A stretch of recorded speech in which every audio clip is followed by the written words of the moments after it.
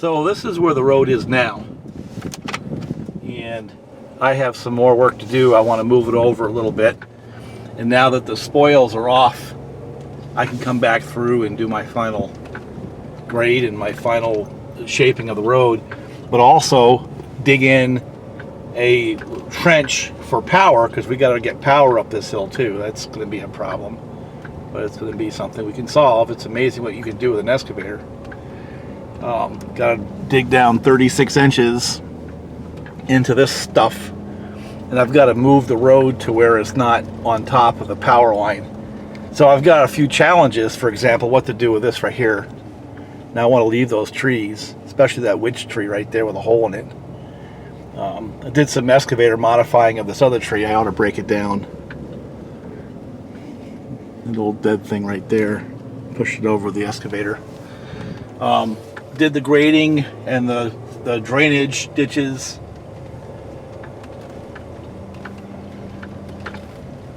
Off to the east. A horse is buried in there. That was from the people we bought it from, and I told them we'll just work around the horse. So, but yeah, we got the drainage worked out pretty good. And yet again, it's been proven. So, get up here on top, it's a little closer to being done, but coming up this first section of the hill, I've got to restructure some things. Power line is going to go on this side over here. I got plenty of room to work here, all the way up to the top. So not only is the road effectively done for the year, yeah, I'm going to do that reshaping, but probably not until next year. Maybe this fall, but probably not until next year. I need to settle out and get some other things done, like firewood. There's only a couple of months left, so I don't really know if I have the time to dig in all that other stuff. My main focus was to get it to the point where I was going to have it fill in between the western bank and what was the spoils banks. Also getting into hunting season, so we have folks up here hunting, and a lot of the spoils ended up in that pile right there, and a lot of it ended up in right next there where the excavator is right now. Made that yard. And the building's essentially done, at least the outer part of it is. We're going to do an interior to turn it into a shop. So, and this amount of dirt over here is a little bit bigger than it appears. Didn't get a second cutting in, it just didn't grow. It kind of had a dry spell, so the rain didn't come back up. And so right now I'm kind of converting over to firewood.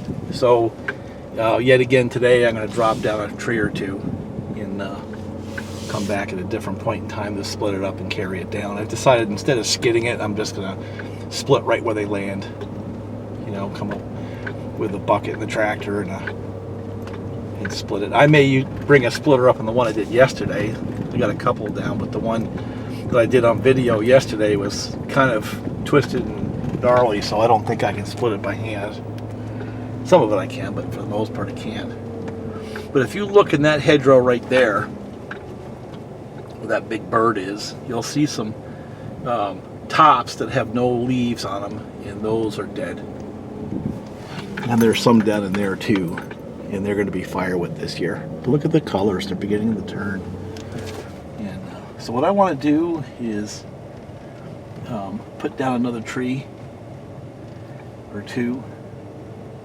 I can see some right there that need to come down, and then I want to go fishing, because I haven't gone fishing in a long time.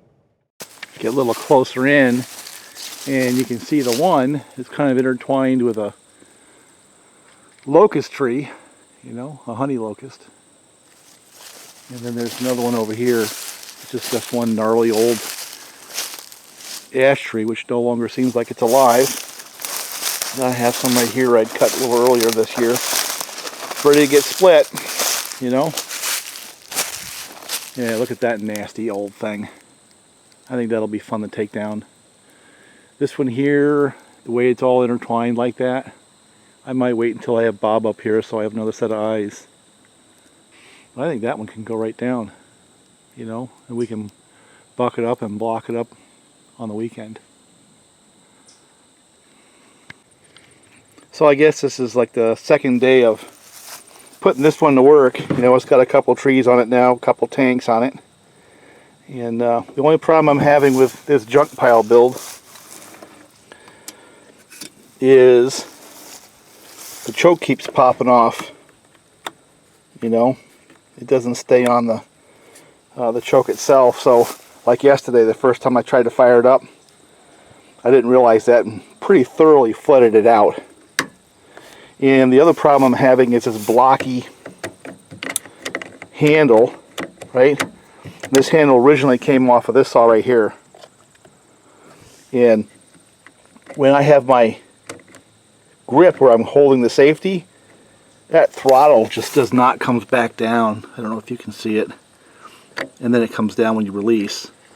So it's kind of like having cruise control. It's a little bit dangerous. So if it doesn't decide to loosen up the next couple of tanks, I think I'm just going to throw that handle out. And again, that came off of this saw right here. I put an OEM handle on the Holzfforma saw, and you know, the saw seems to be working okay. The handle's a huge improvement. Little things like that matter. So does that mean this is a modded saw? And the more I run it, the better it runs, which pretty much goes in line with the other Chinese saws that I've had over time, where they're a little finicky when you first take them out of the box. I guess you got to get all the diaphragms wet and broken, and the cylinder broken, and things like that. Things begin to seal up and it begins to work a little bit better. What I suspect is going to happen with this saw right here, what I think I will end up doing is putting in OEM fuel line and pulse line, things like that. And also an OEM fuel cap. Look at that thing, all swole up. That's what came off one of the Chinese saws. So this saw here runs good. Nice running saw. That's better.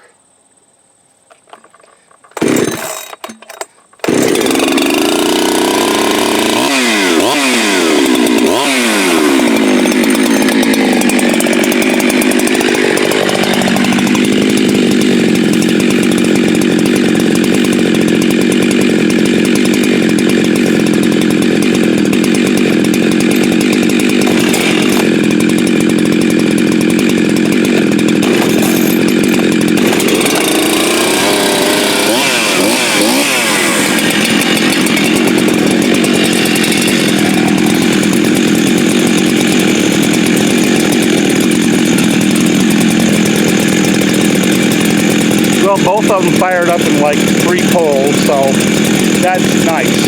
That's well within reason. Like I said, that whole form has gotten better. I'd say my only complaint I'm having with it right now is the bar adjuster on the side cover. It's a little crunchy. We'll see how that develops as time goes on.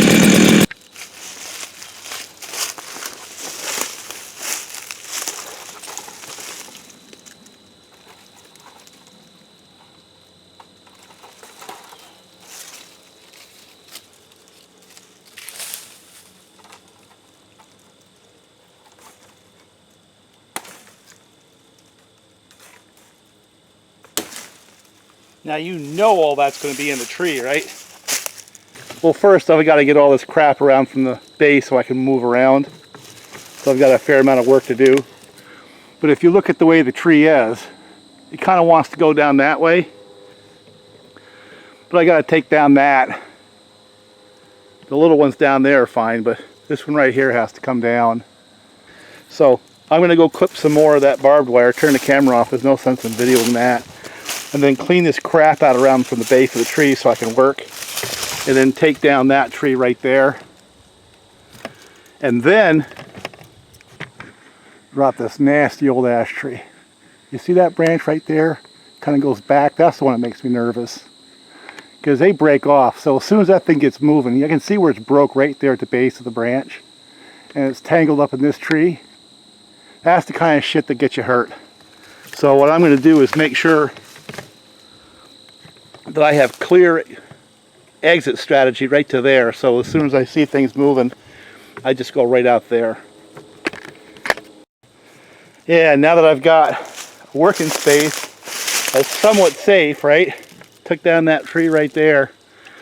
And I'm going to send this one right down the hill, right down there. I don't want to hit that maple. I'd kind of like to see if I could save that little one right there, that little volunteer, you know, and then send that right down there into the brush. And I'm hightailing it up there. And then I'm going to get that pile of barbed wire, just get it out of here. You can see it's got some weight to this side, so I can make it work this way, even though the trunk wants to go back the other way. Center of gravity of the tree is to that side. So let me start working on my face cut. Face cut, bore cut. The other thing I might do is get rid of some of the root flares.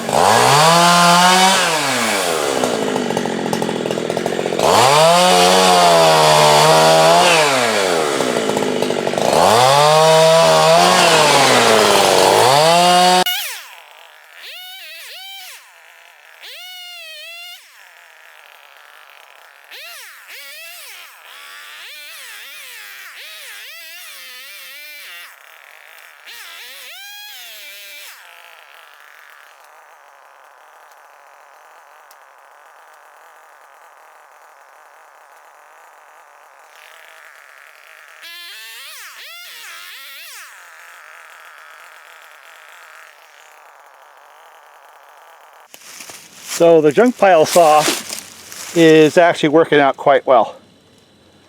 And I just ran out of gas and oil, so I'm into round 2. And basically all I'm going to do today is reopen up this trail. So I'll take a chunk of that apart so we can go back and forth with the quad. And I'm going to block up some of this here so I can get back and forth and leave that for Bob. Then go after another one. But I want to stress the Holzfforma 372X failed. If I didn't say it before, it looks to me like the ignition or the spark plug wire just melted right into the fence and shorted itself out. It's done. So that's a catastrophic failure, and we'll get back up to the shop and pull the cover off if I have any camera time left, and see if my speculation is correct. But it smells like burnt rubber in there. So it's either that or a burned pulse line. That could be too. So.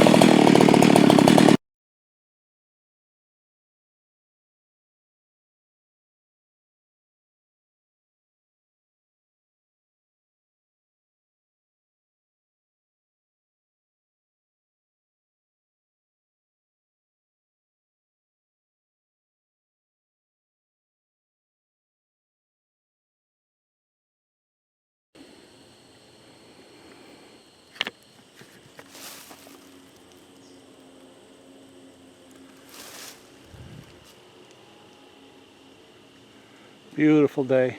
Oh my God. I want to see if I can get some fishing in.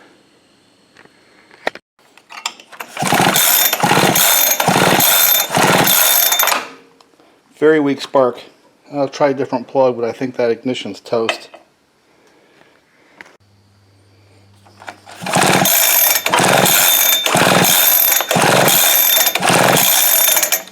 Still a weak spark, but a little better with this spark plug. Now, let me try to start it with this spark plug and see if that helps.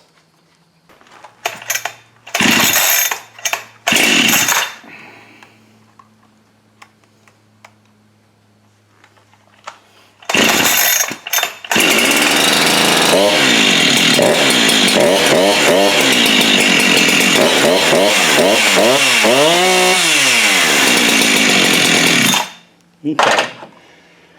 Spark plug got it going, but that's not what the issue is. I think what was happening is this was pushed right up against there, and so I think what I need to do is shorten this some.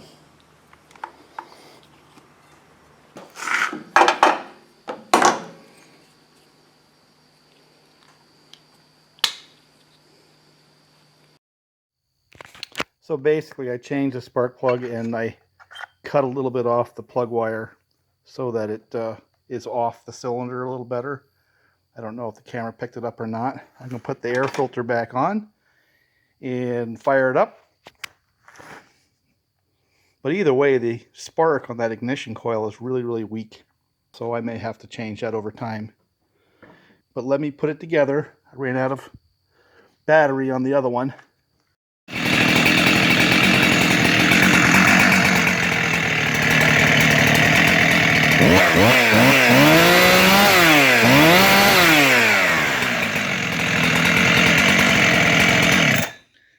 So it's running again, so that seemed to fix the problem for now. But I think that the ignition system on that is a little bit weak, so we may end up having to change that someday in the future. Just a heads up. I'd say the other thing we have to work on is the adjuster. I may have to find a broken OEM cover to get the guts out because that one's got real crunchy. The three issues that I see beginning to develop are chain adjuster. I think it's going to fail. It's just crunchy, so either way I want to put OEM there. And obviously the handle where it's binding on the inside, I put it on the other saw. You'll see it in the video. So I put an OEM handle on the saw because the trigger is binding on the one that came. And I think that the ignition wire itself is too long, so it gets pushed into the cylinder. But I think the ignition itself is a little bit on the weak side. So, hey, we got a company right here. See what he's thinking. What are you thinking, Spider? So, it looks like we're going to have to develop this out like we did the MS660s as well. You know, mixing some OEM parts in, or better aftermarket parts in to make it work. But that's enough for today. And junk pile saw did pretty well today. Talk to you later. Bye for now.